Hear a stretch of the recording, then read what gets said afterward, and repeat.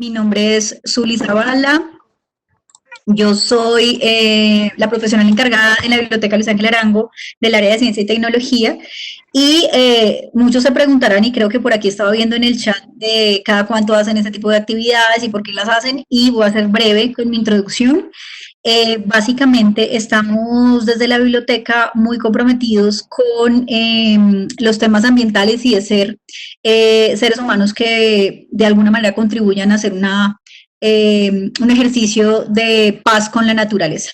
Y a raíz de esto nace una exposición en la ciudad de Manizales que tenía como eje central las mariposas colombianas, y también a partir de una investigación que realizaron nuestras dos curadoras, Patricia Londoño y Karim León, alrededor de las mariposas. Y esta exposición, que nace de una manera un poquito más pequeña, se crece, y aquí en Bogotá, en la Luis Ángel Arango, que tenemos un espacio mucho más grande, pues decidimos ampliar la investigación junto con estas dos curadoras, de la mano de ellas, y realizar una exhibición temática que tiene por nombre Un Mundo de Mariposas, y que ustedes van a poder ver en el link que les voy a compartir en unos minutos, de forma virtual. Para los que están conectados desde Argentina, desde México, desde España, desde Alemania, lo van a poder ver también allí esta muestra, y para los que están aquí en Bogotá, en sus casas trabajando o descansando, también la van a poder ver allí. Entonces, esta conferencia hace parte de ese ejercicio de lo que nosotros llamamos activar esa exposición, es decir, contarles a todas las personas que están yendo a la biblioteca, pero que de pronto no nos pueden visitar,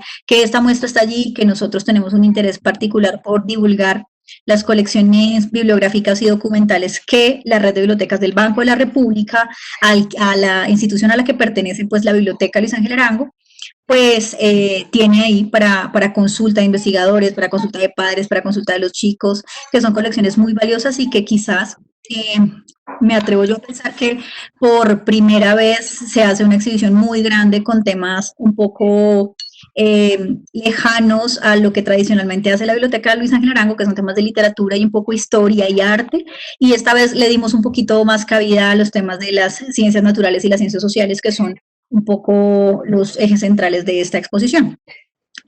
Y ya sin más preámbulos, entonces, pues esta conferencia con el profesor Rodrigo Bernal, que ya verán ustedes en unos segundos en pantalla, pues es una apuesta de la biblioteca a contar a ustedes que están conectados, 215 personas en este momento, una apuesta para contarles de estas investigaciones que el profesor Rodrigo Bernal ha venido desarrollando durante su larga historia de vida y historia profesional como botánico, como investigador, pues en el país.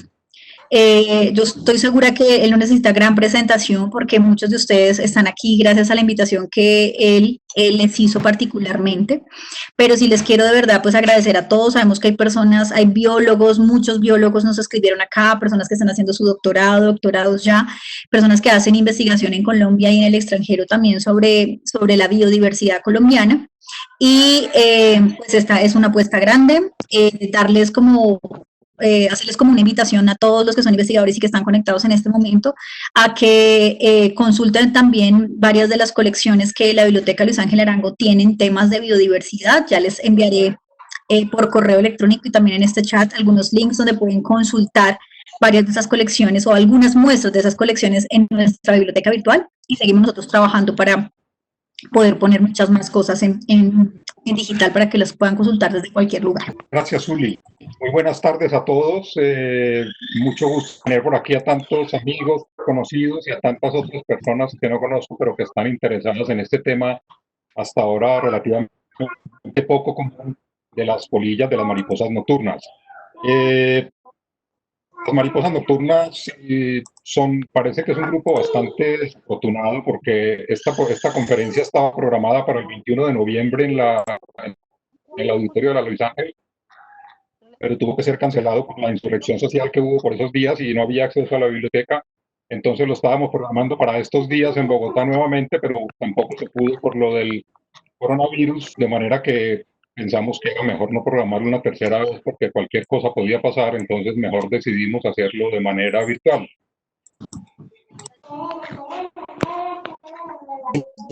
Y la charla la han llamado el maravilloso universo de las polillas, porque lo que quiero mostrarles a ustedes no es una charla científica, sino introducirlos a un mundo de unos seres maravillosos que tenemos alrededor, que casi siempre ignoramos o casi siempre los tratamos con desprecio, les pegamos un chancletazo, o los pisoteamos o los espantamos, y son las polillas.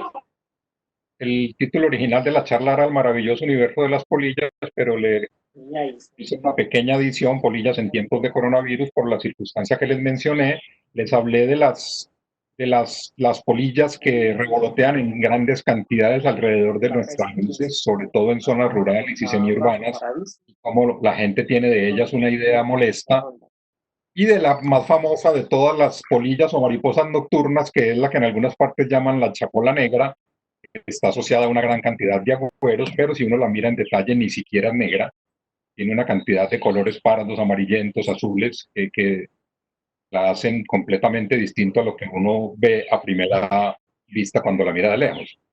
Y lo mismo ocurre cuando uno mira todas las demás especies de polillas. Si uno las mira en detalle, se da cuenta como que hay allí un universo de patrones, de colores impresionantes, y algunas extraordinariamente exóticas, con unos diseños que parecen cosas como sobrenaturales, como la que está a la izquierda, que parece recubierta, que si estuviera recubierta en ramitas. Y gran parte del secreto para uno descubrir esto en las polillas es la iluminación. Ellas, como animales nocturnos que son, no están hechos para ser vistos por nuestros ojos, entonces cuando las miramos directamente alcanzamos a percibir toda la riqueza de colores y patrones que tienen, pero si uno las ilumina con la luz, si los ilumina con una linterna, empiezan a aparecer toda esta gran cantidad de patrones. Como les decía, el secreto para uno empezar a apreciar las polillas es una buena iluminación, básicamente iluminarlas con una linterna y en detalle. Si uno tiene una lupa así sencilla, que no sea una gran lupa, empieza uno a descubrir todo un mundo oculto. En realidad, el equipo de la persona que observa polillas es un equipo muy sencillo, es una tela, una luz, puede ser una luz blanca o puede ser además una luz ultravioleta. Yo me pongo además unas gafas de protección porque a veces revolotean demasiado alrededor y se le meten a uno en los ojos por accidente, y eso es todo.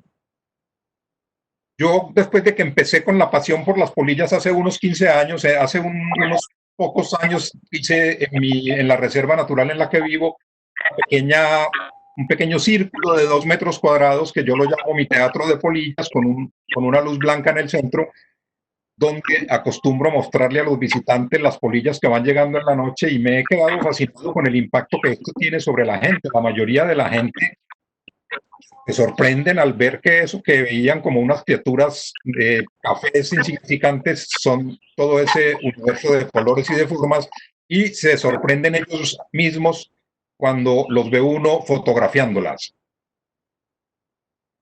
A raíz de mi pasión por las polillas, hice hace unos 3 o 4 años un pequeño afiche con algunas de las especies que hay aquí en la reserva en la que vivo. En ese afiche había solamente unas 50 especies, pero durante los 15 años que llevo dedicado a observar polillas, he hecho recorridos de observación de polillas por gran parte del país, y estos son los sitios en los que he fotografiado polillas, de tal manera que tengo una colección de fotografías de polillas ya bastante extensa, muchas de ellas identificadas.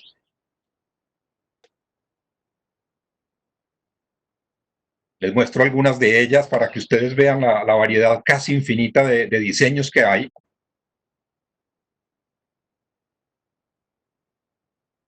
Fue así como el año pasado, a principios del año pasado, con Blanca Martínez, viendo toda esta cantidad de especies de polillas que teníamos, la cantidad de especies que llegan a un sitio en una misma noche, y la escasez de información, que es lo más grave de todo, de esto voy a hablarles un poco más adelante, la escasez de información que hay sobre polillas, decidimos promover las polillas entre el público en general y produjimos un afiche de polillas de Colombia que está disponible en la web. En este afiche hay 70 especies ilustradas de la mayoría de las familias más comunes que se encuentran en nuestro país.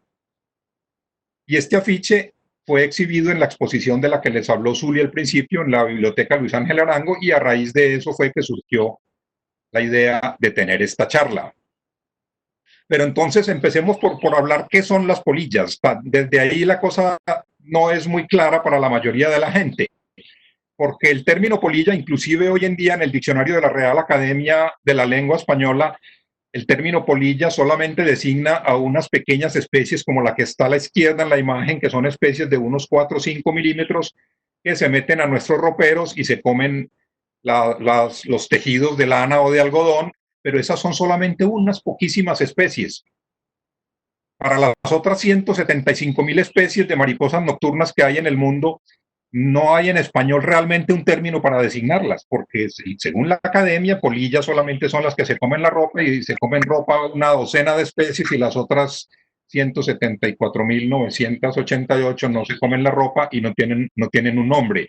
En algunas partes en Colombia las llaman chapolas, sobre todo en la zona de influencia paisa, se usa para ellas el término de chapolas. Y un término un poco más general para aludir a ellas es el de mariposas nocturnas, para diferenciarlas de las mariposas comunes que vuelan durante el día. Sin embargo, vamos a ver que inclusive el término de mariposas nocturnas no es el término más adecuado. Las polillas son insectos lepidópteros, es un gran grupo dentro de los insectos que son los lepidópteros. Lepidos en griego quiere decir escamas. Los lepidópteros tienen las alas recubiertas por escamas que son las que les dan esa coloración maravillosa que tienen. Y cuando uno las mira en detalle, esto es lo que uno ve: una infinidad de pequeñas escamitas que son las formas, los patrones de coloración de las mariposas y de las polillas. En otros grupos de insectos, como las libélulas arriba a la izquierda o como los escarabajos abajo a la derecha, o bien no hay coloración ninguna en las alas porque no hay escamas, o bien la coloración está formada por pigmentos que están en las alas, pero no en forma de escamas, como en los escarabajos, como el de abajo a la derecha. En algunas polillas, como la que está aquí en esta foto, en algunas polillas también hay especies o áreas de las alas de algunas especies que no tienen escamas, y entonces son estos segmentos transparentes que tienen las alas de esta especie y de muchas otras que a veces tienen el aspecto de avispas, y es la que tienen también el aspecto de las alas en algunas polillas o en algunas mariposas cuando ya están muy viejas y en sus últimos días de vida a veces han pasado por demasiadas furias en esta vida dura, y entonces ya tienen alas como la tiene esta, que es de la foto, en el ala derecha, que ya se le perdió una parte de las escamas y ya el ala queda como el ala de un insecto, como si fuera un insecto no lepidóptero. La otra característica que tienen las polillas es el aparato bucal. El aparato bucal de los lepidópteros, tanto polillas como mariposas, es una probóscis, se llama probóscis o probóscide, o también se llama espiritrompa. Es un órgano alargado a manera de un pitillo que se enrolla en espiral y es el que les permite a ellas libar el néctar de las flores. La anterior era una polilla, esta es una mariposa, pero entonces, si ambas tienen esos caracteres, ¿en qué se diferencian mariposas y polillas? En realidad es muy difícil establecer una diferencia entre los dos grupos, como lo vamos a ver a continuación, pero hay algunos rasgos que le permiten a uno saber si se trata de una mariposa o de una polilla. Bueno, la primera gran cosa es si son nocturnas o diurnas, vamos a hablar enseguida de ello. Un carácter es las antenas. En las mariposas diurnas, las antenas terminan en un ensanchamiento, un engrosamiento, de tal manera que la antena tiene el aspecto como de un garrote, mientras que en las polillas las antenas terminan en una punta, como un pelo, o bien son con muchos pelitos a lo largo, como si fuera un peine. Es decir, antenas como un pelo o antenas como peine en polillas y antenas con forma de garrote en las mariposas. Pero también en eso hay excepciones, como se las voy a mostrar ahora. Desde luego, la otra diferencia es lo de diurnas contra nocturnas. Para todas estas cosas hay excepciones. Por ejemplo, esta polilla, que posiblemente ustedes la han visto, es una especie migratoria que se ve con frecuencia en algunas partes del país, volando en grandes bandadas, atraviesa las carreteras, y a veces es difícil no atropellarlas porque hay nubes atravesando las carreteras. Esto es una polilla, pero es diurna. Esto es otra polilla, mírenle las antenas con forma de peine, pero también es diurna.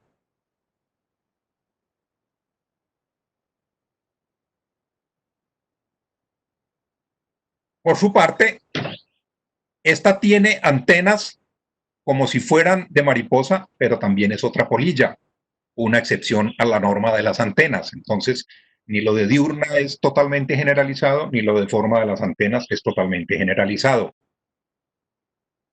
En el otro lado de la cuestión hay mariposas como esta Macrosoma edilaria, es una familia que se llaman los edílidos, son mariposas, pero son nocturnas y tienen antenas como las de las polillas. Se dan cuenta que la cosa no es tan simple como al principio parecía. Y lo que pasa es que en un tiempo se pensó que el árbol evolutivo de los lepidópteros era un árbol muy simple, era un árbol como este, un árbol ramificado en dos. Por una rama se fueron todas las que eran nocturnas y eran las polillas, y por otra rama están todas las que eran diurnas y eran las mariposas. Pero los estudios que se han hecho en las últimas décadas y más recientemente todos los estudios que se han hecho con análisis moleculares, han mostrado que el árbol evolutivo de los lepidópteros no es algo tan simple como esto, un arbolito con dos ramas. En realidad es un árbol mucho más complejo, es un árbol que se ha ramificado muchas veces y de muchas formas diferentes, y es un árbol evolutivo en el que las mariposas ocupan solo una ramita perdida por allá, esta que está en rojo, la que aparece allí en rojo, está de manera simplificada, solamente incluí 4 de las familias de mariposas, hay muchas más, también hay muchas más de polillas, no solo las que incluí ahí. Es un árbol mucho más complejo en el que casi todas los lepidópteros son polillas y una pequeña rama por allá perdida son las mariposas. De tal manera que sería, no es correcto totalmente decir que las polillas son mariposas nocturnas. Tal vez sería más correcto decir que las mariposas son polillas diurnas, porque no solo las mariposas constituyen una parte una sola parte de todo el árbol evolutivo.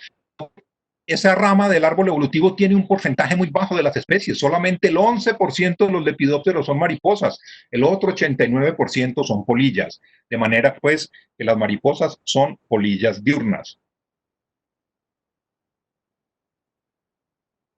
Y las polillas, que son las nocturnas,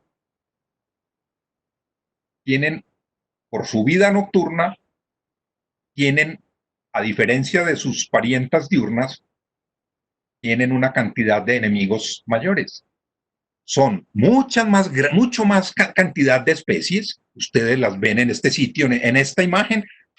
He podido contar 58 especies diferentes volando en un momento determinado alrededor de una luz. Y es muy difícil en un solo día de observación en un sitio, en este mismo sitio, encontrar 58 especies de mariposas. Uno encuentra muchas menos. Entonces, en número de especies son muchas más. Y el hecho de que sean nocturnas les plantea que tienen más enemigos que las diurnas, porque durante la noche están volando, pero durante la noche están volando los murciélagos, que son insectívoros. Entonces están en peligro cuando están volando durante la noche. Y en el día están quieticas, escondidas, y entonces están en peligro de ser consumidas por los animales que están en el bosque explorando qué comer. Hay muchas familias de pájaros, los cucaracheros son uno de ellos célebres, que están caminando por todo el bosque de rama en rama, por todas partes, buscando un insectico que esté por ahí para comérselo, y las polillas en el día son inactivas, están quieticas, de manera que son presa fácil para las aves durante el día. Entonces tienen doble cantidad de enemigos, y esto hace que hayan desarrollado mecanismos para escapar a los depredadores, que son en gran parte los responsables de muchas de las cosas extraordinarias que observamos en ellas. Hay 3 mecanismos que me gusta resaltar de las polillas como estrategias para huir de los depredadores, y son el camuflaje, el escapismo y la intimidación. Y no son independientes, a veces uno está combinado con el otro, como veremos ahora. El camuflaje simplemente es tratar de confundirse con el ambiente que la rodea, tratar de confundirse con el ambiente, parecerse a alguna cosa del ambiente. Un parecido muy común es parecerse a una hoja seca. Entonces hay gran cantidad de especies de polillas que parecen de una o de otra manera hojas secas, como esta, por ejemplo, esta oxidia. Si uno la ve aquí, es tal vez más fácil distinguir que ahí hay una polilla, pero si uno la ve en medio, parada en el piso del bosque entre la hojarasca, va a ser muy difícil reconocerla. Lo mismo, por ejemplo, con esta apigia. Si usted la tiene como está esta, que se posó en la mano de una persona, es muy fácil reconocer que se trata de una polilla. Pero si esa misma apigia está parada en el piso del bosque, resulta mucho más difícil de localizar. ¿La encontraron? Exactamente, sí, ahí está. Y esa es la estrategia que ellas tienen. Y cuando uno está camuflado, ¿cuál es el secreto? Lo saben los militares cuando se camuflan. Cuando uno está camuflado, el secreto es quedarse quieto. A usted no le sirve para nada estar totalmente camuflado, pero por ahí moviéndose porque lo ven. Entonces, el secreto cuando uno está camuflado es quedarse quieto. Y esa es una ventaja para los observadores de polillas. Cuando uno se dedica a observar polillas, esto juega a favor de uno. Porque cuando ellas llegan a las luces, ellas se quedan quietas y usted las puede observar, a diferencia de las mariposas que siempre están huyendo, corriendo y uno persiguiéndolas. Aquí está, si las quiere fotografiar, ellas permanecen quietas porque su supervivencia en su paquete evolutivo está el camuflaje y está cómo usar ese camuflaje. Y parte de cómo usar ese camuflaje es quedarse quieto. Otras se camuflan disfrazándose de ramitas viejas, como esta, por ejemplo. Esta Acanthodica splendens tiene un patrón que parece que estuviera recubierta de musgos, de líquenes de diversas especies. Y nuevamente aquí el paquete evolutivo viene completo, no solamente trae el diseño, sino que trae cómo debe pararse ella. Ella cuando llega se para como está aquí, pero después de unos minutos va enroscando las alas hasta que queda parada como si fuera una ramita. Y nuevamente aquí sobre una superficie, como aquí estaba cerca de una luz, pues uno la detecta fácilmente, pero si esa misma polilla está parada en medio de la vegetación, resulta muy difícil de localizar. Nuevamente el secreto, quédese quieta que por ahí viene el cucarachero. Miren, aquí está. Y muchas otras se disfrazan también de palitos de diferentes maneras y entre estos disfraces de pequeñas ramitas o de palitos con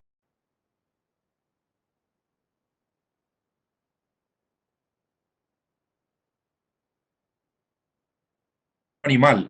Y es que empiezan a hacer uso de el 3D, empiezan a hacer uso de los juegos de sombras para generar patrones de tercera dimensión. Esta polilla que ustedes ven parecería que el ala está rajada por la mitad y que lo que estamos viendo como un palito fueran dos palitos que está rajado en la mitad, pero en realidad esa línea negra que está en el centro con una manchita blanca abajo es solo una línea negra, todo lo demás es juego de sombras y esa ala que tenemos allá al frente es un ala completamente plana, no tiene esa grieta que parece tener. Lo mismo esta pentobesa. En esta pentobesa ustedes ven un pedazo de madera podrida lleno de huecos y de recovecos y de todo, pero en realidad las alas son completamente planas. Todo lo que están viendo allí es un juego de sombras, luces y sombras. De tal manera que hay oscuro donde debería haber oscuro para que parezca un hueco y hay claro donde debería haber claro para que parezca un hueco, pero si usted toca el ala, esos huecos no existen. Eso es solamente diseño, todo es plano. Es un tipo de camuflaje que es de una elaboración extraordinariamente perfecta, extraordinariamente bien lograda. Ustedes imaginan los cantidad de pasos evolutivos que hay que dar para llegar a algo tan supremamente elaborado. Miren otro tipo de tridimensionalidad generada a partir de juegos de colores. Esta parece como si fuera un tronquito hueco, como si fuera una ramita hueca, y en realidad no, en realidad esa superficie que vemos como una superficie café cóncava, en realidad es una superficie convexa, es todo lo contrario. Es la polilla dando el aspecto de ser un tronco hueco, todo a punta de juego de sombras y de luces. Y como esos hay infinidad de diseños que juegan con mil cosas de patrones y mil formas diferentes, como en las especies del género pero. Esto es una especie del género pero, no solo parece que fuera un palito viejo o una hojita seca tirada, sino que inclusive parece que fuera una hojita seca a la que ya le están saliendo telarañas. Nada, todo eso es puro diseño. Todas las telarañas, todo lo que ustedes ven allí que parece fuera de lo normal, todo es estrictamente el diseño. Otras se camuflan haciéndose pasar por excrementos de aves. Y entonces uno se encuentra en una ramita lo que parece ser el excremento de un ave y va uno a observar en detalle y es una polilla. Y no solo cuando son adultas se camuflan, algunas veces algunas especies se camuflan desde su estado de larva, desde que eran niñas y eran larvas, ya sabían camuflarse. Esto es la larva de una especie de hemeroplanes que se camufla haciéndose pasar por una serpiente. La parte que ustedes están viendo abajo, la cabeza de la serpiente, supuestamente la cabeza de la serpiente, normalmente no es así de ancha como está ahí. Normalmente la oruga es cilíndrica, pero en el momento en que se siente amenazada, ella ensancha esa parte de su cuerpo, que realmente también es la parte frontal de su cuerpo, pero es la parte al revés. Digamos, lo que estamos viendo aquí como la parte de arriba de la cabeza de la culebra es la parte de abajo del cuerpo de la oruga. Ella infla esa parte de adelante de su cuerpo para que parezca una serpiente. Y ese puntico blanco que ustedes ven en el ojo, que parece como si fuera el brillito de una pupila, en realidad simplemente es un punto blanco, pintado de blanco. O sea, el camuflaje no solo es perfecto, sino que el paquete evolutivo vino completo, vino con cómo tiene que comportarse para que ese camuflaje sea más efectivo. Mírenla aquí en detalle, la pupila con esa manchita blanca que parecería el brillo de una pupila, mentiras, es un punto blanco que está pintado sobre la superficie de la oruga.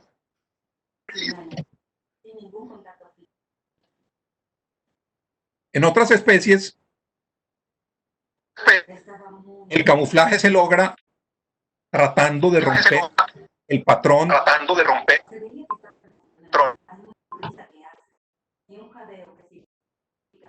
de romper el patrón triangular que tienen las polillas.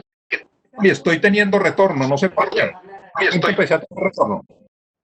No se preocupen, aquí estoy viendo quién tiene el micrófono apagado. Lo que pasa es que somos 350 personas en este momento y bloqueando a los que tienen el micrófono apagado. Por favor, les recuerdo mantener sus micrófonos cerraditos. A ver, estoy bloqueando el micrófono. Por favor, apaguen los micrófonos porque si no tenemos retorno y dificulta la presentación. Entonces les decía que a veces parte del estilo de camuflaje consiste no tanto en parecerse al ambiente que la rodea, sino en romper el patrón triangular que forma su cuerpo. Si yo soy un depredador que ando por el bosque buscando polillas durante el día para comer, rápidamente aprendo que una forma amarilla triangular es comida y entonces me voy hacia allá. Entonces muchas especies han evolucionado a romper ese patrón. Y lo rompen de mil maneras, con líneas negras que penetran en el color o con ventanas como esta que tiene una ventana en cada ala para que de lejos se confunda y no se vea tan sencillo el patrón. Si ustedes entrecierran un poco los ojos, ven que el patrón triangular de polilla se desaparece y queda una cosa ahí informe. O metiéndole a una cosa blanca, metiéndole de repente rayas negras o cafés en diagonal, de manera que el patrón triangular se desaparezca. Y a veces combinan eso de romper el patrón, como esta, por ejemplo. Esta rompió el patrón metiéndole unas rayas blancas en diagonal. Lo combinan con el otro mecanismo de defensa que tienen ellas, que es el escapismo. El escapismo consiste en, si me descubrieron, tengo cómo volarme. Y es, mediante el camuflaje, rompió el patrón para que no la reconocieran. Pero si el depredador la descubrió y la va a perseguir, entonces se logra volar, ella sale volando y exhibe unas alas muy vistosas que tiene debajo. Y el pájaro vio que se le voló una presa que tenía alas muy vistosas y la polilla sale volando, se posa sobre una rama, se cierra las alas y el pájaro quedó desconcertado, se desapareció por completo. Esto es un fenómeno muy común en muchas familias. Hay familias enteras como los herévidos en los que muchas de las especies tienen el patrón de coloración de las alas posteriores muy distinto al de las anteriores y raras veces lo muestran porque a ellas no les interesa mostrarlo porque esa es su herramienta de escape. Otra herramienta de escapismo es contra los murciélagos.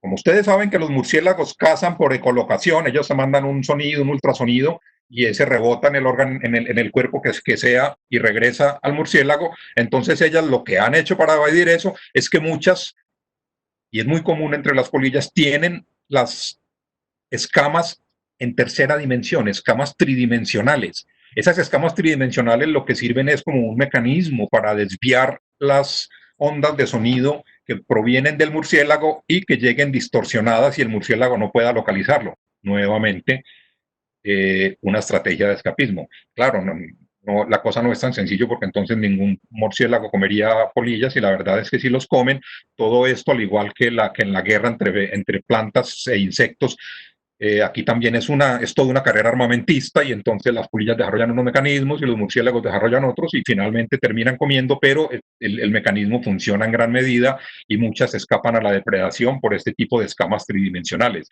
Estas escamas tridimensionales, a propósito, son las que a veces pueden resultar irritantes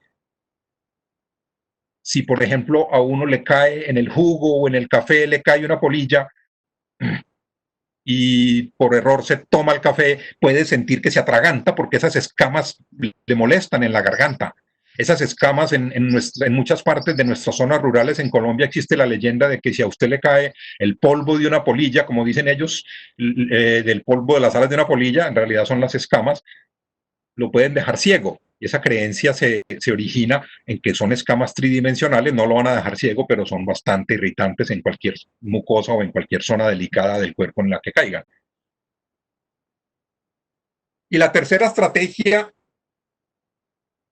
para evadir a los depredadores es intimidarlos. Y se presentan en un grupo de especies, en varios grupos de especies. Es particularmente llamativo en algunas que quizás ustedes las han visto. Esas son polillas del género Automeris. Las alas anteriores son de un color que más bien busca pasar inadvertido. Alas anteriores, camuflaje. Pero si el ave que está en el bosque buscando qué comer, de pronto la logra localizar y trata de atacarla. Ella abre las alas, muestra las alas posteriores que parecen los ojos de un insecto. Para el depredador eso es demasiado parecido a algo a lo que le tiene mucho miedo y entonces la polilla se escapa, el depredador se escapa intimidado. Eso ocurre en muchas especies de satúrnidos del género Automeris y otros géneros que tienen estos ojos en las alas posteriores. Nuevamente aquí, parecería que el paquete evolutivo viene completo con instrucciones de modo de empleo, porque muchas de estas especies, lo mismo que en otras especies en las que también la intimidación es la que juega, se posan mirando hacia abajo. Cuando las especies de Automeris se posan, con mucha frecuencia se posan mirando hacia abajo. ¿Para qué? Para que cuando abra las alas quede más parecida a un búho y quede parecida al búho con toda la forma del búho y no quede un búho al revés, porque supongo que si uno es un depredador, un búho al revés le da menos miedo.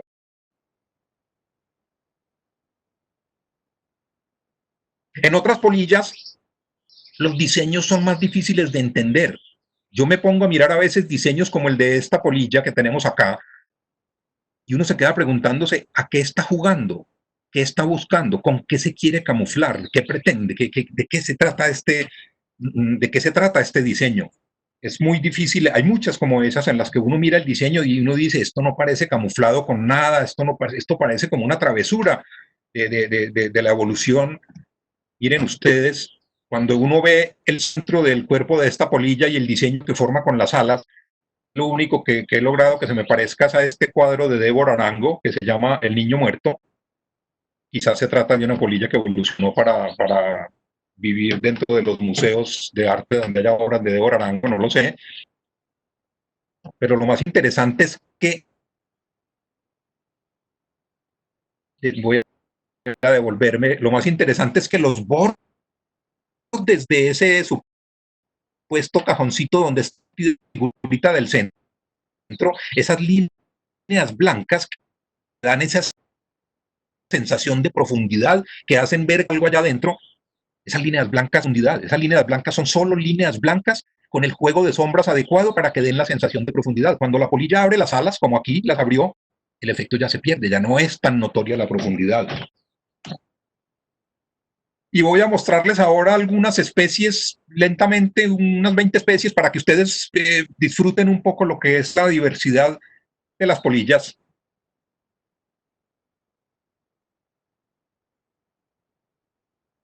Esta Singamia florela, una especie muy común, la encuentra uno por todo el país, hasta los 2000 metros de elevación.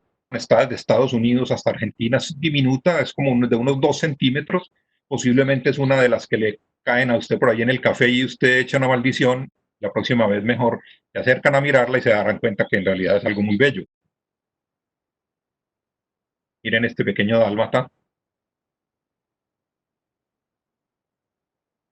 Esta es otra en la que uno se queda pensando a qué está jugando, de qué se trata aquí. Simplemente está mostrando una coloración, lo que en biología se llama una coloración aposemática, que es diciendo no me coma que soy venenosa. Entonces muchas especies, en ranas, por ejemplo, en mariposas, cuando son venenosas tienen coloraciones aposemáticas, coloraciones vistosas, que el depredador que alguna vez intentó comer una no quede con ganas de volverla a probar. Muchas veces uno se pregunta, ¿estos son coloraciones aposemáticas? O si no, ¿a qué están jugando? ¿De qué está disfrazada? Miren esta belleza. Idalus dorsalis dice allí, en realidad es Idalus herois, el nombre no lo cambié. Es un juego que parece una travesura de la naturaleza. Y aprovecho para mencionarles otra cosa que es muy interesante sobre ellas, y es la rareza de algunas especies. Es algo que todavía yo no logro entender cómo funciona la dinámica de las poblaciones de estas especies. Este Idalus herois, esa fotografía fue tomada hace 15 años, hace 16 años aquí en mi reserva, y en estos 16 años, que es lo que yo llevo fotografiando las polillas, este Idalus ha venido solamente en 2 veces.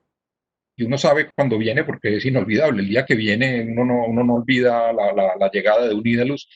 Entonces es muy fácil recordar que vino. Ha venido 2 veces en 16 años. Uno se pregunta, ¿dónde están las poblaciones de esta polilla el resto del tiempo? ¿Cómo funcionan esas poblaciones? ¿Cómo es la dinámica de esas poblaciones? Mientras que hay otras especies que están presentes a lo largo del año, algunas son muy abundantes.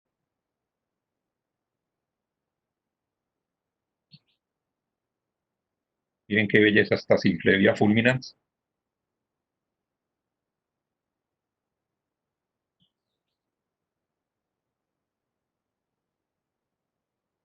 Anterodes, que quiere decir una falsa pantera.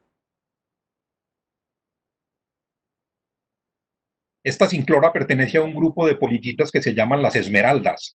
Es de la familia Geometridae, y en la familia Geometridae hay un grupito, los geometrinos, que son todas verdes o predominantemente verdes. Por lo demás es un color poco común en polillas. Y en los geometrinos es muy común las polillas verdes, las llaman las esmeraldas, y hay mil y mil patrones de coloración diferentes dentro de ellas. Miren este peluche.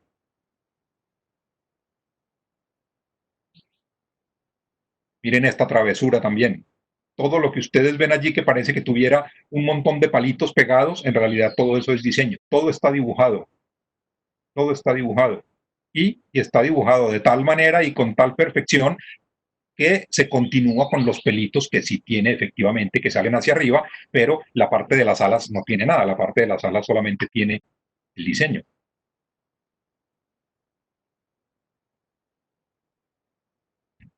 Otro ejemplo de camuflaje. Camuflarse como una hoja seca, y en este caso con digamos, con toda la travesura completa. No solo es una hoja con su vena media y con la base del pecíolo con el que está inserta la hoja, sino que además tiene ese comidito que tiene arriba a la izquierda, como si se lo hubiera comido una riera, una hojita que se la estaba comiendo las hormigas. Esta es una especie que es relativamente común, es bastante grande, Sematura lunus, es bastante grande y es relativamente común. Aquí en nuestra reserva en el Quindío viene unas 4 o 5 veces al año, se entra a las casas, se queda por ahí parada en una pared 1 o 2 días y finalmente o se va o se muere por ahí, pero no pasa de ser un adorno en una pared durante varios días. Y en algunas los diseños dan para uno dejar volar la imaginación y pensar y ver lo que quiera. y a veces con amigos con los que estamos, digamos que compartimos la afición por las polillas, nos ponemos a discutir aquí, ¿qué ve usted aquí? ¿Qué ve aquí? Las imágenes que uno podría ver en los diseños de las polillas resultan pues casi inagotables. Y son tantos esos diseños inagotables de las polillas y tan bonitos que la diseñadora ecuatoriana Belén Mena tomó esos diseños como inspiración para sus creaciones y produjo con muchas de sus creaciones, produjo un libro que se llama Pachanga. Y en realidad el nombre del libro pues hace alusión a que ellas parecen vestidas como para una pachanga, como para irse de rumba. Entonces lo que hizo Belén Mena es que toma alguna polilla, como en este caso la nodosana hieroglífica que está abajo a la izquierda, toma ese diseño, lo reproduce, lo multiplica y lo amplía de diversas maneras y con eso diseña bolsos, alfombras, telas, manteles, distintas cantidades de cosas y todas estas están en el libro de Belén que fue publicado en Alemania hace unos años, se puede leer en internet. Aquí, por ejemplo, tomó la polilla de la derecha, tomó su diseño, lo estilizó y con él creó todos estos hermosos patrones. Y dejando ya los diseños, vayamos a una pregunta que es muy común y que le hace la gente a uno, ¿por qué las polillas vienen a las luces? Este es un tema que se ha discutido durante siglos y se han postulado diversas hipótesis, algunas supremamente elaboradas, supremamente sofisticadas. Hay algunas que involucran a la luna, hay una que tiene mucha acogida, que dice que como las polillas utilizan la luna como referencia para volar, entonces cuando ven una luz, ellas se van hacia allá pensando que es la luna, pero cuando se van acercando le va cambiando de posición y como la luna no les cambia de posición y esta supuesta luna les está cambiando de posición, ellas corrigen el rumbo para que la luna esté en el mismo sitio con respecto a su ojo y por eso terminan revoloteando. Es muy bonita y muy elaborada, pero no explica muchas de las cosas que uno ve y es que muchas veces las polillas vienen a la luz, se revolotean un rato y después se quedan allí toda la noche al pie de la luz sin moverse para nada.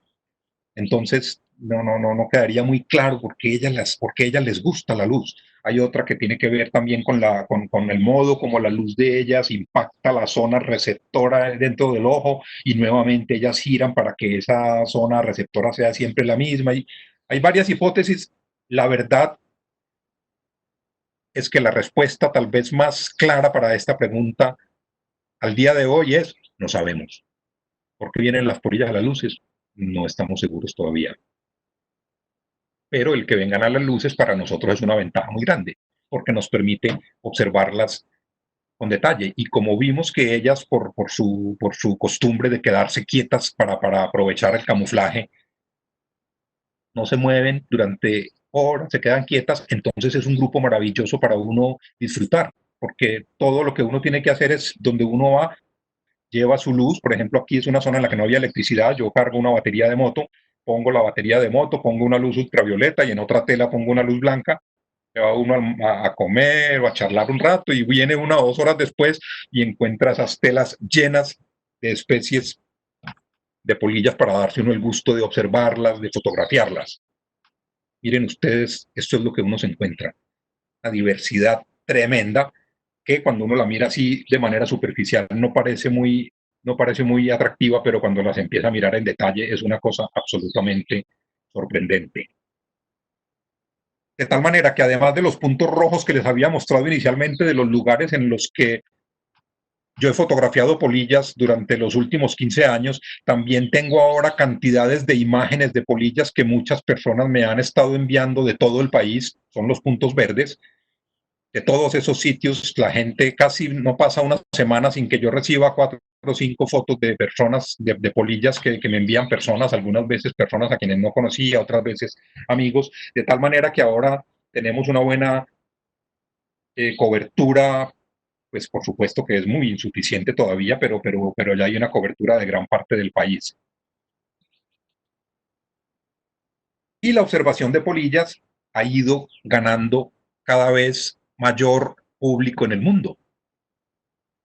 Tal vez si uno hubiera dicho que iba a ir a mirar polillas hace 20 años, tal vez se le habrían reído en la cara, pero eso no es de sorprenderse. Cuando yo empecé a observar aves hace 40 años, la gente lo miraba a uno como raro, alguien que se va a las 5 de la mañana para un monte con unos binoculares a mirar pajaritos, tiene que estar loco, pues, o le están pagando muy caro, quién sabe qué será, pero eso es inconcebible. Hoy en día mirar pájaros es una cosa tan normal que para cualquiera es una cosa del corriente y es una fuente de divisas para el país, y es una fuente de empleo para muchas personas y es un pasatiempos para muchas personas. Lo mismo va a pasar poco a poco con las polillas. A medida que esta tendencia creciente de nuestro aprecio por la naturaleza sea cada vez mayor, empezaremos a observar, a incorporar cada vez más la observación de polillas en nuestras vidas diarias. Hace 8 años se empezó en Estados Unidos la National Moth Week, la Semana Nacional de las Polillas. Empezó en el 2012 y la del año pasado, que fue en julio del 2019, ya reunió a 40 observadores en 46 países del mundo. Y si sumamos los países que han participado a lo largo de estos 8 años, ya el número de países en los que hay participantes en la National Moth Week ya es de 91 países. Miren los que participaron el año pasado en la National Moth Week, y entonces ya algunos dicen, no, pues no se debía llamar la National Moth Week, sino la International Moth Week, y los organizadores dicen, bueno, es national en cada uno de los países, no le paremos a eso. En Colombia, cuando empezamos inicialmente, la primera vez yo era el único, el año pasado fuimos 7 observadores. El que está ahí cerca de Pereira es la Reserva Natural Guadualito, donde yo estoy. La que está cerca de Bogotá es Blanca Martínez, con quien hice el afiche de las polillas, y las otras son personas que cada vez han estado interesadas.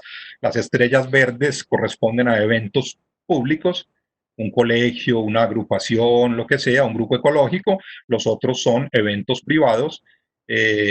Uno puede poner el evento de uno público o privado según quiera. Estoy seguro que para este próximo año, en julio, cuando hagamos el National Moth Week de 2020, esas estrellas van a formar toda una constelación. ¿Y qué se necesita para esto? Motivar a la gente. Y ustedes no se imaginan cómo este tema motiva a la gente de una manera inesperada. Miren, estos son los niños en una finca en el Tolima, donde Blanca y yo estábamos fotografiando polillas. Y estos niños se vinieron durante 3 noches seguidas a mirar las polillas con nosotros, y ellos mismos eran los que decían, ya van a poner la luz. Y el niño pequeñito que está con la pijama azul de cuadros nos llamaba, chicos, vengan, que por aquí hay una que no hemos visto. La cosa más conmovedora del mundo, y lo más sorprendente es que todo esto pasaba con estos niños mientras en televisión estaban presentando a Bob Esponja y el televisor estaba prendido, y nosotros no teníamos que decirles vengan a ver las polillas. Ellos mismos abandonaban a Bob Esponja por venir a ver las polillas. Lo cual quiere decir que la naturaleza tiene mucho más capacidad de generar atracción entre la gente de lo que nosotros creemos, pero para eso es necesario que le demos a la sociedad herramientas. No tenemos herramientas. En 1920 no había tampoco en el mundo herramientas para observar aves. En 1920 se produjo la primera guía de aves en los Estados Unidos. En 1934 empezó a circular ampliamente la guía de aves de Peterson en Estados Unidos, y ahora guías de aves hay por todas partes. Cuando yo empecé a mirar aves en Colombia, no había una guía de aves de Colombia, teníamos que ir los que salíamos a mirar aves con la guía de Venezuela y con la de Panamá y meter ahí las nuestras, ahí como interpolarlas. Ahora hay como 5 o 6 guías de aves de Colombia, entonces el que le gusta ver aves tiene herramientas con las cuales verlas. De manera que todavía necesitamos en Colombia producir guías. Por eso Blanca y yo produjimos este afiche para empezar a motivar a la gente, a decirle a la gente, mire todo lo que hay allí por ver, pero aquí hay solo 60 especies de las cerca de 9.000 que estimamos que hay en Colombia. De manera que el trabajo que hay por delante todavía es mucho. Yo los invito a que ustedes a partir de esta charla le presten más atención a las polillas, y así como la gente sale a parear, ustedes salgan a polillar, como salimos los llamamos ahora polilleros, nuestra luz, nuestra tela, nuestra cámara, y quiera que las colgamos, ponemos. Muchas gracias por su atención, muchas gracias por interesarse en las polillas, y que disfruten mucho observando.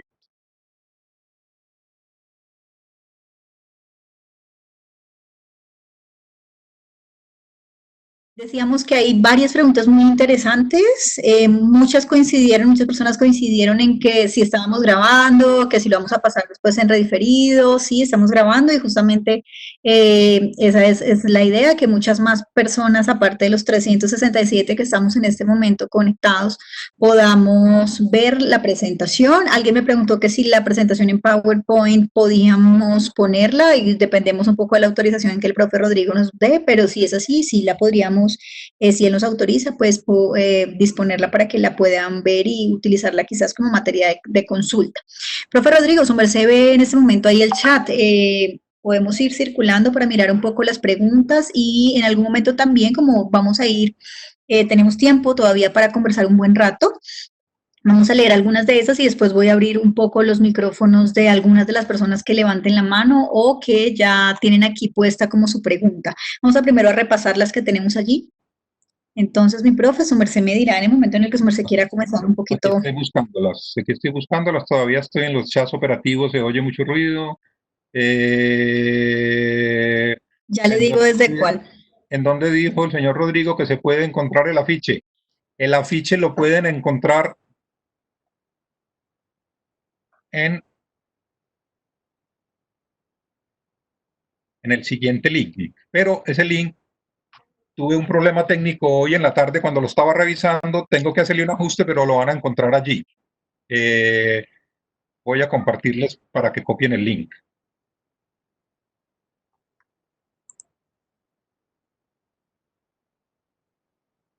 En este link pueden descargar el afiche tamaño completo, 70 por 1 metro o en plena resolución, pero como les digo, tuve un problema técnico hoy cuando actualicé, porque le corregí el nombre de una especie que cambió de nombre, y entonces ahí hubo un pequeño problema técnico que no alcancé a resolver. Entonces en ese link lo pueden descargar, pero posiblemente a partir de mañana cuando ya habilite la cuestión en la página web correspondiente. Muy bien. Muy bien, mi profe, también a todos, mientras el profe va ahí continuando con las preguntas que se escribieron en el chat, les voy a compartir aquí también dos sitios de interés muy importantes. El primero, el que les hablé hace 1 hora cuando estábamos iniciando, que es el sitio web de la exposición, el sitio web virtual de la exposición sobre mariposas, que pueden consultar en el momento en el que deseen. Allí están también, para la persona que me preguntó hace rato, es el listado de las 20 plantas hospederas y nectaríferas que estamos recordando, o más bien como recomendando para crear o atraer más bien mariposas a su jardín. Y mientras el profe sigue, me interrúmpame en el momento en el que considere, mi profe. Bueno, ya, entonces interrumpo ya. ¿Cuál es el efecto de la contaminación lumínica en la supervivencia de las polillas? ¿Es una amenaza para su conservación? Pregunta David Sánchez. En los sitios en los que hay mucha iluminación hay menos polillas, y esto pues es obvio por dos razones. Primero, porque donde hay mucha luz es porque está muy urbanizado, y donde está muy urbanizado hay menos zonas verdes y por lo tanto hay menos donde se reproduzcan polillas. Entonces es doble causa. Hay menos zona verde y fuera de eso hay muchas luces a las cosas que luz en el balcón de una casa en Bogotá a veces se ve una o se ven dos, pero no se ven como las que les mostré. Yo estoy en el campo y mi luz da a un cañón de un río y tengo un horizonte de 270 grados y de muchos kilómetros a la distancia, entonces tienen mucho desde dónde venir y muy pocas luces que les compitan. Pero digamos que las luces en sí mismas no son las que afectan la supervivencia de las polillas, como ocurre con las luciérnagas, por ejemplo. Las luciérnagas para su reproducción dependen de las luces que ellas emiten, y las luces que hay afuera son interferencia. Aquí no, aquí las luces simplemente las atraen, pero no son las que determinan su supervivencia. ¿Existe información base para comenzar la determinación de polillas para Colombia? De manera popular, no existe para ningún país de América Latina. Existen trabajos científicos, hay trabajos científicos de Ángel Amarillo, que estaba ahí entre el público hace un rato, sobre los satúrnidos, existe de un grupo de investigadores de Medellín sobre los esfingidos de Colombia, y hay trabajos especializados sobre grupos, pero guías como las hay para las aves no existe para ningún país de Latinoamérica. Es algo que todavía tenemos que ofrecerle a la sociedad porque no podemos esperar que la sociedad aprenda a respetar la naturaleza si no le ofrecemos herramientas para que la pueda apreciar. Eso todavía está. Lo más parecido que hay es el afiche que tenemos y por eso quisimos hacer Blanca y yo ese afiche, porque queremos que por lo menos que haya 70 especies que pueden identificar y esas 70 les permiten a ustedes más o menos tener idea de esta parece ser de este mismo grupo pero es distinta, etcétera. ¿Cómo podemos ayudar a cuidarlas? Cuidando la naturaleza. Con que la naturaleza no pide mayor cosa, con que no la jodamos, ya ella queda contenta. Si es tan complicado diferenciar tanto morfológica y filogenéticamente, ¿qué necesidad hay actualmente de diferenciar polillas y mariposas? Muy buena pregunta. Realmente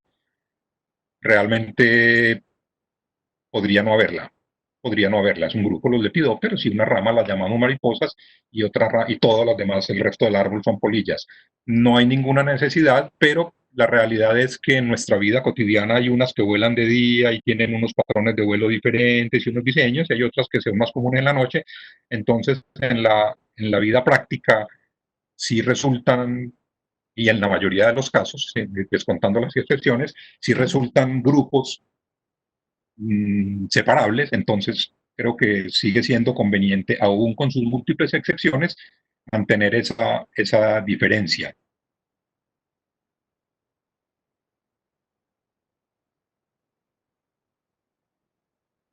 ¿De qué se alimentan las polillas? Son nectarívoras todas. Las larvas de las polillas se alimentan de plantas, se alimentan de hojas, de pétalos, de la mayoría de tejidos vegetales, de tejidos verdes, la mayoría de ellas, algunas pocas son acuáticas, unas pocas se alimentan de hongos, pero las larvas, los adultos, o sea, la polilla misma, son nectarívoras, muchas de ellas son polinizadoras de flores.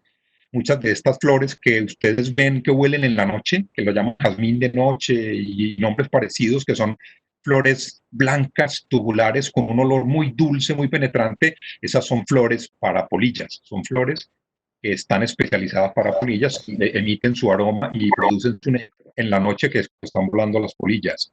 Otras polillas no se alimentan cuando son adultas. Su ciclo de vida más importante es cuando son larvas, a veces duran mucho tiempo como larvas y como pupas, y cuando son adultas, son adultas solo para reproducirse, y los adultos de algunas especies no se reproducen, no se alimentan.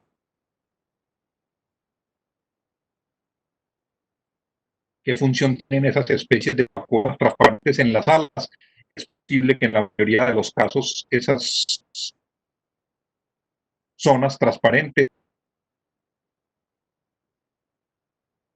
sean el mecanismo de romper el patrón de forma de polilla que las haría. Entonces rompen el patrón poniéndose alguna cosa diferente, un color o una ventana que hace que lo que aparezca sea el fondo.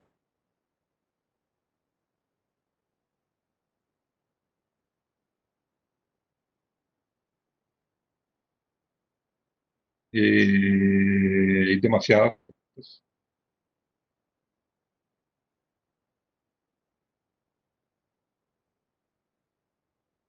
una pregunta muy, digamos, muy humana. Para usted, ¿cuál es la más bella? Y es una pregunta muy humana con la que me rajan. Baste con decirle que llevo 40 años estudiando también las palmas, y cuando me preguntan cuál es la palma que más le gusta, tampoco sé responder realmente. Es muy difícil responderlo. Hay unas cosas, si me pusiera a mostrarles algunas de las más bellas, terminaba haciéndoles otra presentación porque son tantas las favoritas.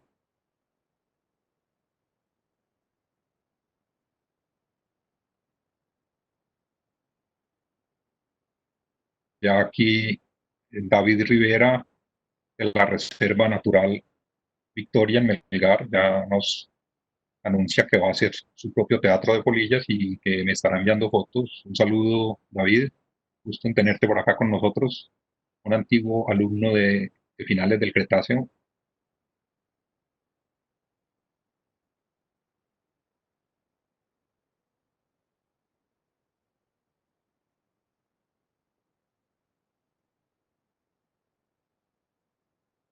Una invitación del Parque Natural Chicaque a ir polillar allá.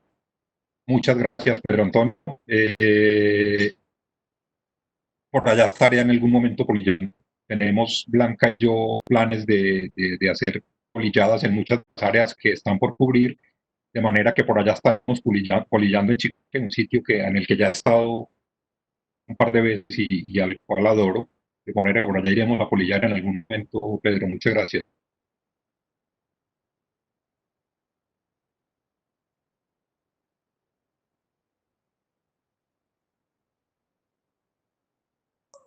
Son muchísimas las preguntas, mi profe.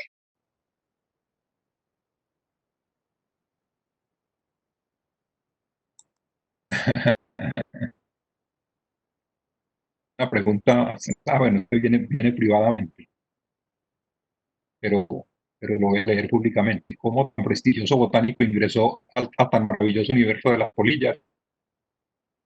Eh, yo tengo una reserva natural en el Quindío, en Montenegro, la reserva natural Guadualito, que es donde vivo, y la tengo hace 22 años y desde hace unos 15 empecé a notar que venían muchas polillas a las luces y empecé a fotografiar y fotografiaba así accidentalmente.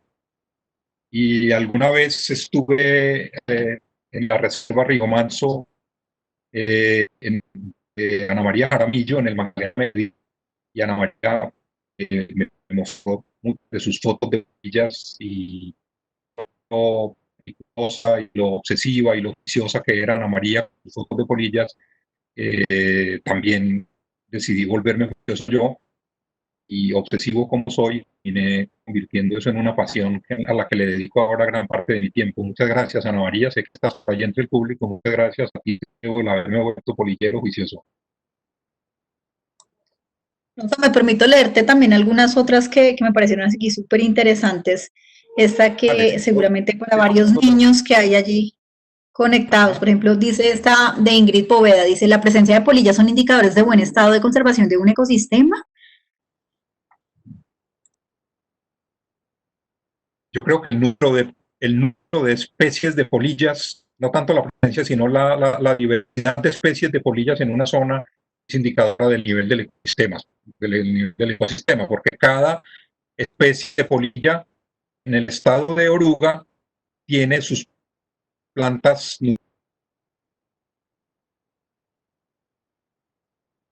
nutridas particulares.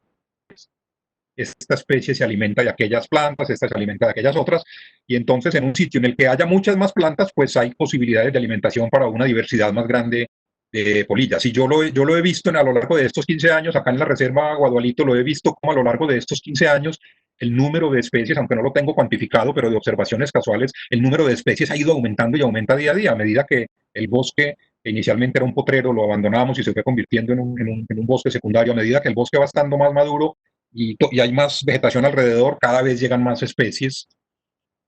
Entonces, lo mismo ha pasado con las aves. Entonces, yo pienso que sí es un indicador.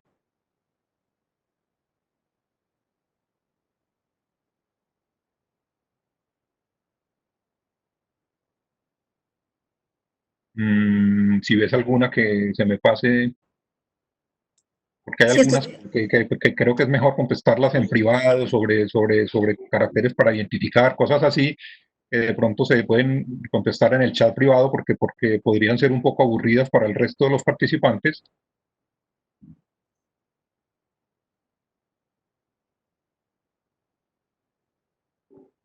Mucha gente en el chat de hoteleros de Capurganá se han quejado de las polillas que dañan la ropa y optan por utilizar químicos que podrían ser nocivos. ¿Sabes algunas estrategias para evitarla?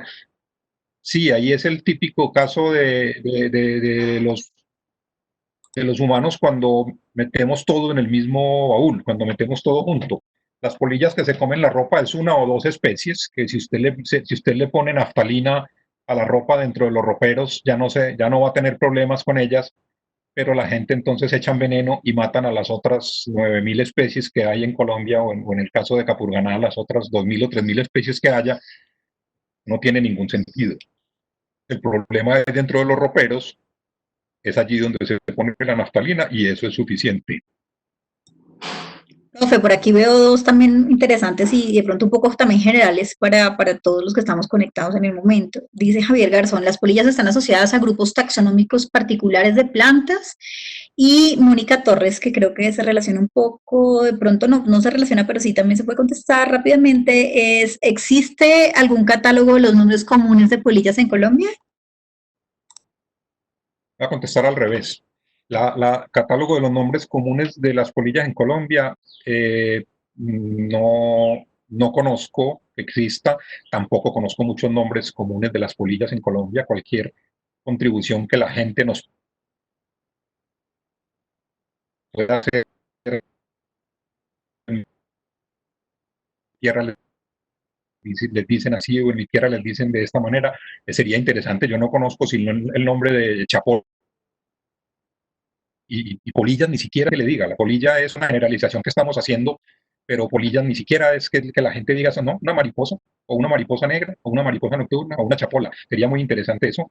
Y la otra, si las plantas que consumen las polillas son específicas para cada especie, eh, las hay que sí y las hay que no. Hay especies que se alimentan de una sola especie o de un grupo muy estrecho de plantitas muy emparentadas, y hay especies de polillas que son omnívoras y plantas de 10, 15, 20 familias diferentes. Entonces hay unas más de espectro alimenticio más amplio y unas un poco más restringido. Por ejemplo, esa migratoria que les mostré al principio, la Urania fulgens, la que es diurna y migra, esa tiene una planta nutricia para sus orugas que es muy específica, es una especie de euforbiácea, y parte de la migración de esas poblaciones es buscando sitios en los que haya bejucos de esa especie en el momento. Pero para otras se las arreglan más fácilmente porque son más de un espectro alimenticio más amplio. ¿Cuánto viven como adultas? Semanas, del orden de semanas, 1, 2, 3, 4 semanas, pero en general de adultas no viven mucho.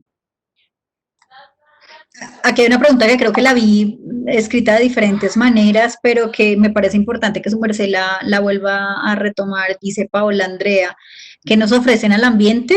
Por ejemplo, los pájaros dispersan semillas, entonces, ¿qué nos proporcionan las polillas y las mariposas?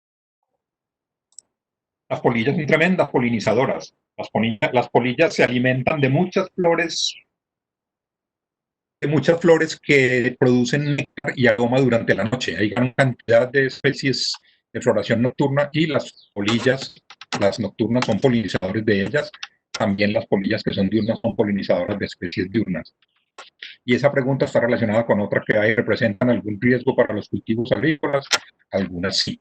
Hay algunas especies de polillas cuyas orugas son plagas importantes de cultivos, plagas muy importantes y muy fuertes. Nuevamente, volvemos a lo mismo, sería y ha sido un error aplicar químicos que atacan toda la fauna de polillas.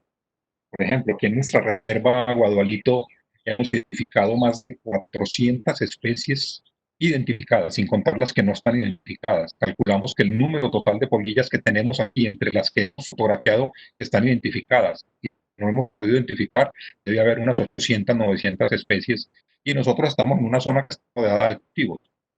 El que le eche a su cultivo de banano o de piña un insecticida para matar aquella polilla que se le esté comiendo, pues está matando todas las otras 399 especies que no le hacían ningún daño al cultivo. Él está siempre con los agroquímicos.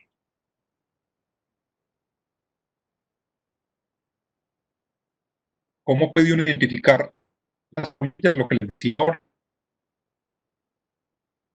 existe para,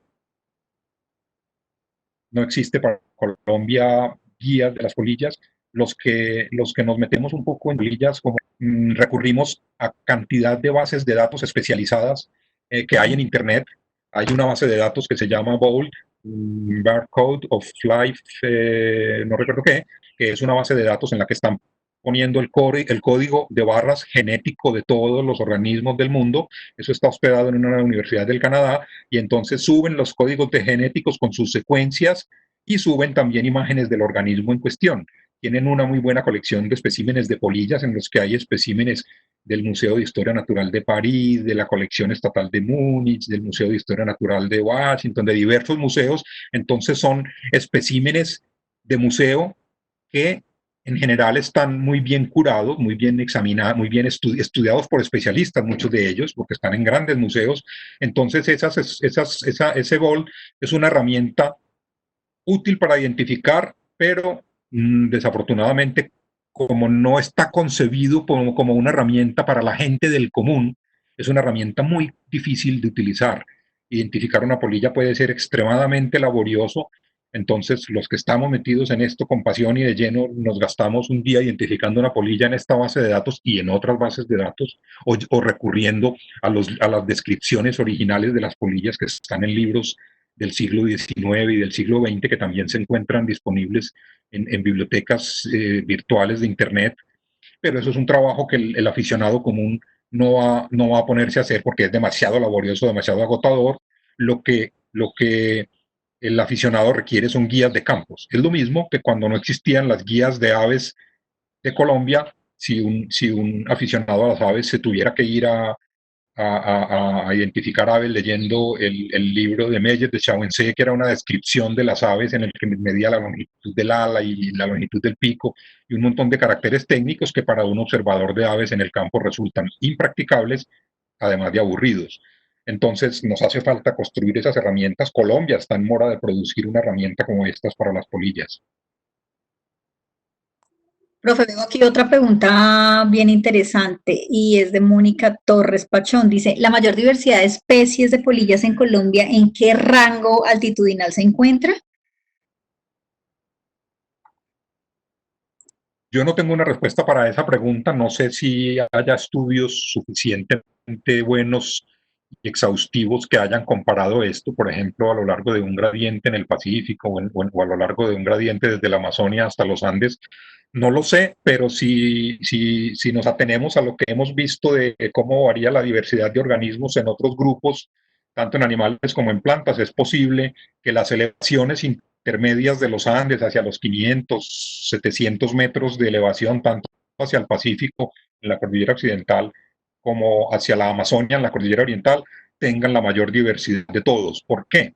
Porque a estas elevaciones se encuentran muchas de las especies de las tierras bajas para las cuales esa elevación todavía es adecuada y muchas de las especies de las tierras altas para las cuales esa elevación todavía no es muy caliente, además de aquellas especies que son propias de ese rango de elevación, de manera que es posible que las elevaciones intermedias 500, 700 metros en los Andes tengan la mayor diversidad de polillas, me atrevería yo a pensarlo. Hay otra también que me encanta, esta pregunta que es de Ana Urrego. Dice, pues primero que todo, que muchas gracias, profe, por compartir su excelente trabajo y que su pregunta es si el posicionamiento con las alas extendidas es una característica de las polillas o si las mariposas diurnas también las presentan. Bueno, en general, las mariposas diurnas se posan con las alas cerradas por encima del cuerpo y las polillas se posan con las alas extendidas. Y extendidas pueden estar de diversas formas o con las alas extendidas formando un triángulo en posición delta, digamos, o extendidas completamente a lo ancho o extendidas a lo largo del cuerpo. En general ayuda a diferenciar, pero al igual que en todos los otros caracteres, también hay numerosas excepciones, tanto en mariposas que se posan de la otra forma, como en polillas que se posan a veces cerrado. Hay, por ejemplo, varios grupos de mariposas del grupo de los geométridos que cuando se posan cierran las alas por encima del cuerpo, como las mariposas de polillas geométricas que cierran las alas por encima del cuerpo, como las mariposas diurnas. Entonces, en general ayuda a distinguir, pero al igual que en todo, hay excepciones. Acá hay Si ves alguna otra pregunta. sí, acá hay una un poquito más especializada, pero me parece muy relevante. Dice Estefanía Ceballos que si se han encontrado polillas del género Actias en Colombia, quizás con su trabajo, profe. Perdón, que si se han encontrado que Polillas del género Actias en Colombia, pregunta Estefanía Ceballos. Actias. No lo tengo presente en este momento. Si entre mis Entre las 800 especies que tenemos identificadas en nuestra colección de fotografías, ¿tenemos alguna Actias? No la tengo presente en este momento. Puede que no, no me suena, tal vez no. Una pregunta que ya la he visto varias veces y es que si existe algún tipo de luz específica que sea la que atraiga a las polillas o a un número específico de especies de polillas. Bueno, eso es otro asunto también. En general la luz blanca las atrae mucho. Una luz, un bombillo blanco cualquiera de LED o de esto las atrae mucho. Yo tengo de dos, tengo luz blanca y luz ultravioleta. De luz ultravioleta he ensayado distintas luces ultravioletas. He usado luz ultravioleta de estos bombillos larga vida que son como una espiralcita. He usado luz ultravioleta LED que venden ahora y he usado luz ultravioleta, un tubo de neón de 50 centímetros de largo. El que más me ha funcionado de los ultravioletas es el tubo de neón de 50 centímetros de largo. Los otros parece que que atraen un poco más, pero no, no tanto como ese. La luz blanca atrae muchas, todavía no tengo muy claro cuáles prefieren la blanca, cuáles prefieren la luz, pero lo que sí es muy claro es que la luz ultravioleta le gusta mucho a los esfíngidos. Los esfíngidos son unas polillas grandes, robustas, pesadas, que vuelan como colibríes, son como el equivalente a los colibríes dentro de las polillas. Y cuando prendemos la luz ultravioleta, que es de neón de 50 centímetros, se llena. Hace 2 noches había 8 especies de esfíngidos simultáneamente en esa luz, y el día anterior, que habíamos puesto solamente la luz blanca sin poner esa, no había venido ninguno. Y en general, cuando lo hemos puesto, hemos visto que atrae mucho a los esfíngidos. Lo que yo recomendaría sería llevar 2 bombillos. Poner 2 bombillos no tiene mucha dificultad. El equipo del polillero es un equipo sencillo, una o dos extensiones, un portalámparas con un bombillo blanco, otro con un bombillo ultravioleta y una tela blanca. Y no más, si quiere, yo recomiendo ponerse unas gafas de esas de esmerilar para proteger los ojos, porque a veces vienen tantos insectos pequeños que no son polillas, pero mucho bichito que viene a revolotear alrededor del bombillo y que le meten a uno a los ojos por accidente. Con las gafas de esmerilar está uno protegido para esa incomodidad. De resto es muy sencillo. Ojalá todas las pasiones y los hobbies fueran tan fáciles de practicar como este. Hay un par de preguntas que si no las hubieran hecho la haría yo, profe, pero nos dicen que cuáles guías para identificación quizás de polillas su merced nos puede recomendar. No, como lo dije antes, no hay ninguna guía para ningún país latinoamericano de las polillas. Hay guías de pronto de las polillas de un sitio determinado o de los esfíngidos de Leticia, de una familia en un sitio, o las polillas de un sitio específico en las guías de campo del Field Museum de Chicago hay algunas, pero son muy específicas de una localidad con 10, 20, 30 especies, como el afiche nuestro que tiene 70 especies, pero una guía bien de cobertura amplia que tenga siquiera 1.200 especies no existe todavía. La más cercana que tenemos es la guía para las polillas del sureste de los Estados Unidos, que viene toda la zona de la Florida, Texas, Carolina, todo eso. Esa guía es de la colección de guías de Peterson. Se puede conseguir en internet, en Amazon la venden.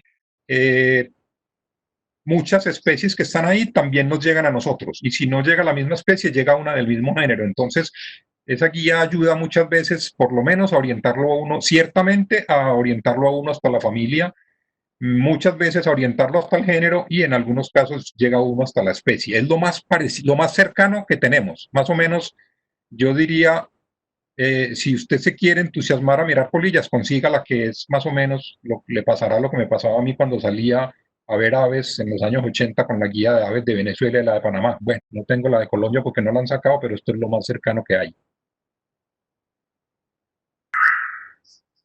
Aquí hay otra.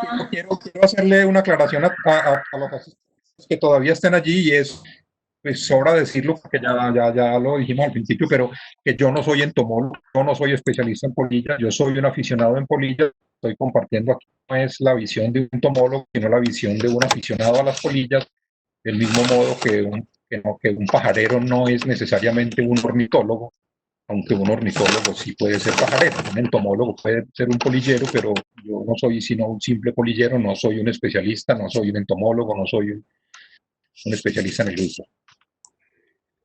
Aquí hay una sugerencia que espero su merced también reciba muy especialmente de la Biblioteca Luis Ángel Arango. ¿Para cuándo nuestra conferencia sobre palmas, sobre su especialidad? Sí, listo, la damos. La pensamos a la conferencia de Palmas para un día de estos no lejano.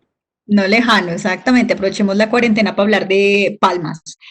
Por aquí, ¿cuál es el rango de tamaño mínimo y máximo que su merced ha observado de las polillas? Bueno, ahí hay un tema interesante y es el de las muy pequeñas. Las polillas muy pequeñas se llaman informalmente, no es un grupo taxonómico, pero informalmente nos referimos a ellas como los microlepidópteros. Ahí hay varias familias, un montón de familias de polillitas muy pequeñitas, algunas miden menos de 8 milímetros, son muy pequeñitas, también lo mismo que las grandes, con unos patrones de coloración espectaculares, pero son polillas más difíciles de observar porque necesita uno una buena lupa para mirarlas, muy difíciles de fotografiar, necesita un buen lente de macro para fotografiarlas, pero en el tamaño más pequeño debe haber unas por los lados de 4 o 5 milímetros, y en el tamaño más grande, posiblemente la más grande de Colombia es una Pisania agripina, que tiene como unos 26 o 27 centímetros de envergadura, una mariposa gris bastante grande. Una hermana de ella, la Tisania cenobia, que entra a nuestras casas a veces, también es gris y es un poco más pequeña, tal vez unos 15, 18 centímetros, pero la Tisania agripina alcanza como unos 25, 26 centímetros, es bastante grande.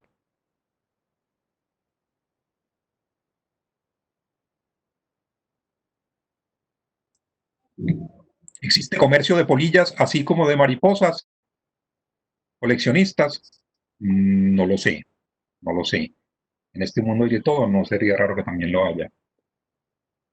Lo que sí no conozco es que así como hay mariposarios, haya polillarios, que sería mucho más fácil porque no habría que, no habría que tenerlas en cautiverio, que al fin y al cabo las mariposas en un mariposario están en cautiverio y poco a poco la humanidad se duele más de ver animales en cautiverio, y ahora pues, que nos tienen a nosotros en cautiverio, ellos están saliendo a las ciudades a mirarnos por la ventana, ya nos damos cuenta lo horrible que es eso. Entonces yo creo que va a llegar el día en que nadie tolerará a un animal en cautiverio. Esa ventaja tienen las polillas sobre las mariposas. No hay que mirarlas en cautiverio en un mariposario, sino que las ve uno en una luz. Profe, aquí hay otra, de Ángela Guerrero. Dice, algunos lepidópteros se han reportado como plagas en frailejones. ¿Cuál considera que sería una posible solución para mantener un equilibrio en los ambientes de páramo? Uy, esa pregunta es bastante compleja. Dios y su época. No tengo, pues, lo que habría que hacer para mantener el equilibrio en ambientes de páramo es un tema bastante largo que no creo que valga la pena discutirlo aquí porque nos alejamos un poco de las polillas. Y con respecto a la polilla misma del frailejón y todo, no tengo nada que decirle. No, realmente no estoy familiarizado con ella. Y el resto de la pregunta me parece demasiado amplio, interesante y profundo como para abordarlo en este momento acá. Esta sí me gusta, de Milena G. ¿Hay polillas en vía de extinción, profe? Mm, no lo sé, no lo sé, pero pues no creo que tengamos muchas evaluaciones del estado de conservación de muchas polillas cuando muchas ni siquiera las conocemos. No tenemos un catálogo de las polillas de Colombia en este momento, por ejemplo. Tenemos catálogos de algunas familias, pero no hay catálogo de las polillas de las polillas de Colombia, menos del estado de conservación, pero yo les puedo asegurar que sí. Por ejemplo, hay una polilla, la Eudesmia menea, yo la conozco desde que era niño, era común cuando yo vivía en el Valle de Aburrá cuando era niño, y uno la veía comúnmente pegada por ahí en las paredes de las casas. No se volvió a ver una en Medellín, hace 40 años no veo una en Medellín.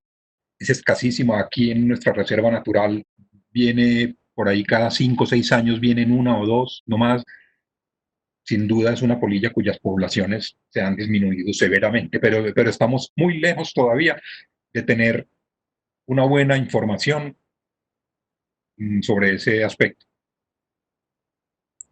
Profe, aquí hay una pregunta que creo que es muy relevante y se une un poco con lo que hicimos en la exposición al poner una sección dedicada a los libros antiguos que hablan de mariposas.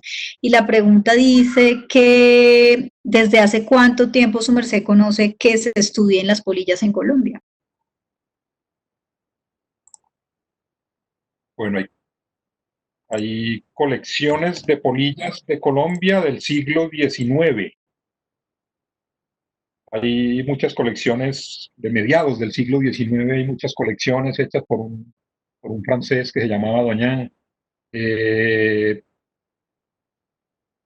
pero no sé los ejemplares más antiguos de polillas de Colombia en algún museo, de qué época datarán, no lo sé, pero es posible que entre las colecciones más antiguas sean las de mediados del siglo XIX.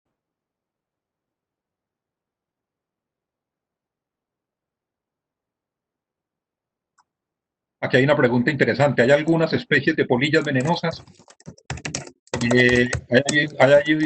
Hay un tema interesante, sobre todo con las especies que son de interés médico. Hay, hay unas polillas de la familia Saturnidae cuyas orugas son gregarias. Usted puede encontrar 30, 40, 50, hasta 100 en la corteza de un árbol y son tremendamente venenosas. Y hay casos médicos y hay algunas publicaciones al respecto de esa intoxicación por contacto con estas polillas. Hay digamos, unos 5 o 10 casos al año en Colombia de alguien que tenía porque las polillas se encuentran sobre un árbol de la familia de las anacardiáceas y con la deforestación y con el cambio de la cobertura vegetal, entonces es posible que estas especies estén migrando a otras anacardiáceas y a veces la gente se las encuentra en árboles de mango. Imagínense una especie de oruga que es venenosa y gregaria en un frutal. Es un peligro, pero realmente pues los casos que hay al año son muy poquitos, son 5 o 6 casos al año regados por todo el país. Digamos que muere más gente fulminada por un rayo que las que van a, además no es necesariamente mortal, simplemente tiene una comezón muy brava y tiene un síndrome bastante fuerte de envenenamiento, pero no siempre es mortal. En cuanto a si son venenosas o no los adultos, yo supongo que muchas de las polillas adultas pueden ser venenosas y otras se hacen pasar por mariposas venenosas. Por ejemplo, hay algunas de la familia Erevide que se parecen mucho a mariposas del género Heliconius, que son venenosas. Pues posiblemente la polilla no es venenosa, pero se está, digamos, camuflando con una que es diurna y que sí es venenosa. ¿A qué velocidad vuelan las polillas? Ni idea. Las que más rápido vuelan son los esfíngidos, que son el equivalente a los colibríes. Y para que se hagan una idea de qué tan rápido vuelan, creo que son las que más rápido vuelan, para que se hagan una idea de qué tan rápido vuelan, alguna vez en Río Claro, el guía nos llevó a mostrarnos lo que él decía: les voy a mostrar el colibrí más pequeño del mundo. Y nos llevó a un charquito en la carretera, llegaba lo que parecía efectivamente un colibrí, llegaba a 1000, hacía contacto con el charquito, dejaba las onditas en el charco y se desaparecía, y uno no alcanzaba a ver qué era, pero era demasiado pequeño. Yo le dije, yo no creo que sea un colibrí, yo creo que es una polilla. Y él decía, no, es un colibrí. Entonces yo saqué la cámara y la puse a disparar contra el charquito hasta que yo dije, cuando pase, aquí queda en la foto. Y cuando pasó, quedó en la foto, ampliamos la foto y les mostré, efectivamente era una polilla. Es una polilla de unas que son diurnas, entre otras cosas. Es un esfíngido, se llama Aeopus seculus, es un esfíngido del género Aeopus, son diurnos, muy pequeños, con vuelo de colibrí y un vuelo tan rápido, ustedes imaginarán qué tan rápido era, que llegaba al charco, tomaba agua y se iba y se desaparecía sin que uno tuviera tiempo de ver qué era lo que había allí. ¿Qué velocidad sea esa? No lo sé, pero sí es muy rápido. Profe, dice por aquí Diego Campos, que felicitaciones por tu iniciativa de la reserva y con la recopilación de las fotografías e identificaciones de los lepidópteros. Que quería preguntarle que si su merced tiene la intención de hacer accesible esa información que su merced está investigando, que puede ser muy útil como una base de datos de distribución con fotografías para quienes quieren iniciar a polillar como complemento de sus estudios o en un curso. Sí, por supuesto que sí. Yo he sido de naturaleza muy divulgativa siempre. La primera guía de plantas que se produjo en Colombia posiblemente fue una que yo hice con una estudiante de las plantas del Parque Ucumarí en Risaralda. Hace 25 años publicamos la guía de campo de las palmas de América, hace 10 sacamos la guía de campo de las palmas de Colombia. Yo soy un obsesionado con que la información debe ser puesta a disposición de todo el mundo, no solamente de los científicos, porque uno hace un trabajo científico muy interesante sobre las palmas de Colombia, que haya una monografía que la leen 8 personas en todo el planeta Tierra, las 8 se van a convertir en 6 ahora con el coronavirus, entonces hay que hacer cosas para la gente, y sin duda esta información va a ser puesta a disposición de la gente. Seguramente construiremos más temprano que tarde una página web con todas estas orillas.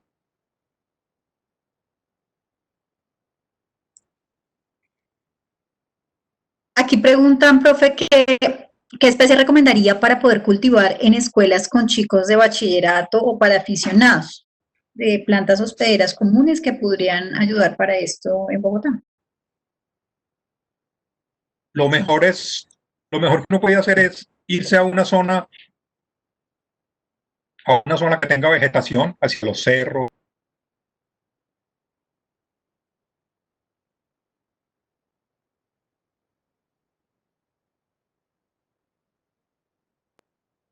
orugas, buscar orugas. Ellas están ahí todo el tiempo y cosa maravillosa, cuando uno empieza a buscarlas, aparecen por todas partes. Ellas están ahí, pero uno nunca las ve porque uno anda pensando en otras cosas. Pero usted se va, busca orugas, cuando encuentre una oruga, se lleva la ramita, mete la ramita dentro de un frasco, dentro de un frasquito con agua, y ese lo mete dentro de otro frasco cerrado, no cerrado herméticamente, sino tapado con una tela o con una malla para que no entren insectos a parasitarla. Y si no estaba ya parasitada antes, la oruga empieza a comer la ramita que usted llevó, usted sabe cuál fue la ramita que usted, de dónde la cogió, y cada que la rama se está secando o la oruga ya se la comieron, le cambia la ramita por otra, hasta que la oruga llega al momento que se convierte en una crisálida, a la crisálida a otra cajita. En realidad la infraestructura es muy sencilla, los mariposarios la tienen y no es una cosa del otro mundo, lo que pasa es que es una cosa muy meticulosa, muy cuidadosa y mucha atención, pero no es una gran infraestructura. Pasa las crisálidas a otra caja y ahí las tiene y las va revisando todos los días. Llega el día, 2 semanas en que la crisálida se abre, sale la polilla, los niños de la escuela van a quedar fascinados, los alumnos van a quedar fascinados. Realmente es un proceso demasiado hermoso, demasiado fácil de hacer y muy enriquecedor. Y es bueno para ver, es una buena tarea digamos, como proyecto de investigación para chicos de colegio. Mi profe, todavía estamos conectados muchas personas, entonces tenemos un problema de intermitencia con su video. Le voy a pedir que lo apague, por favor, para que podamos escucharlo mucho mejor. Hay aquí un par de preguntas bien interesantes de Karen Meneses, de Unicauca. Dice, esas estrategias de supervivencia de las polillas, camuflaje, escapismo, etcétera, están determinadas por su ambiente y asimismo esas estrategias evolutivas de sobrevivencia le han permitido a las polillas tener un árbol filogenético mucho más amplio que el de las mariposas diurnas.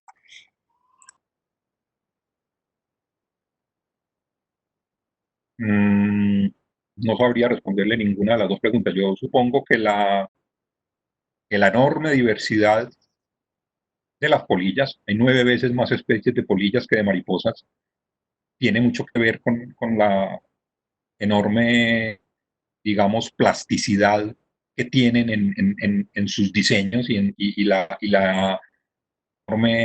el modo tan hábil, pues, entre comillas, de cómo han explotado todos esos esquemas de supervivencia, escapismo, camuflaje y otros que no hemos discutido. Supongo que sí, pero como les digo, yo no soy especialista en entomología, no puedo decir con seguridad el tema.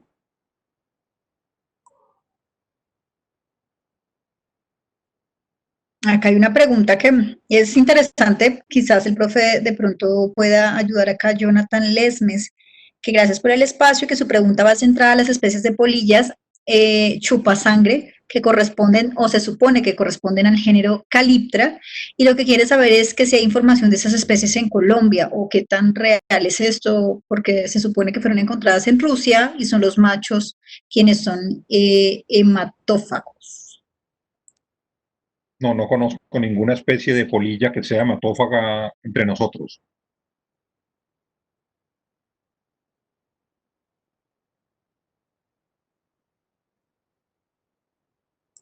Bueno, yo creo que hemos hecho un barrido grandísimo por las preguntas, profe.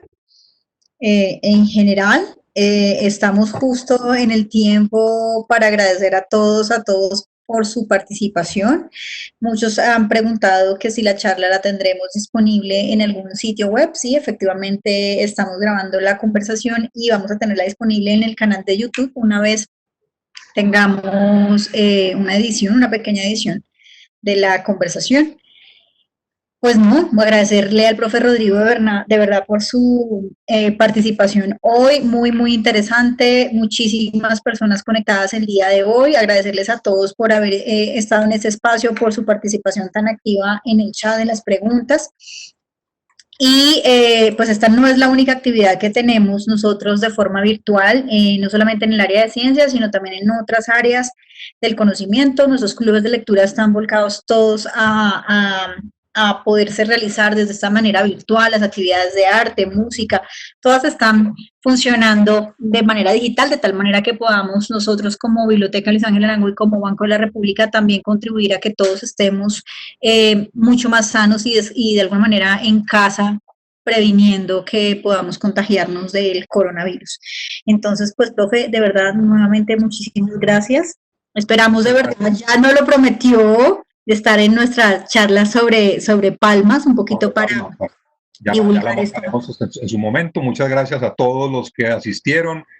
Me alegra mucho que haya tanto interés en lo que hasta ahora ha sido tan poco mirado por la gente, y anímense a fotografiarlas y envíenme sus fotos, que vamos entre todos construyendo un archivo virtual de fotos que muy pronto lo pondremos a disposición de todo el mundo, y así vamos ampliando la red de polilleros de Colombia.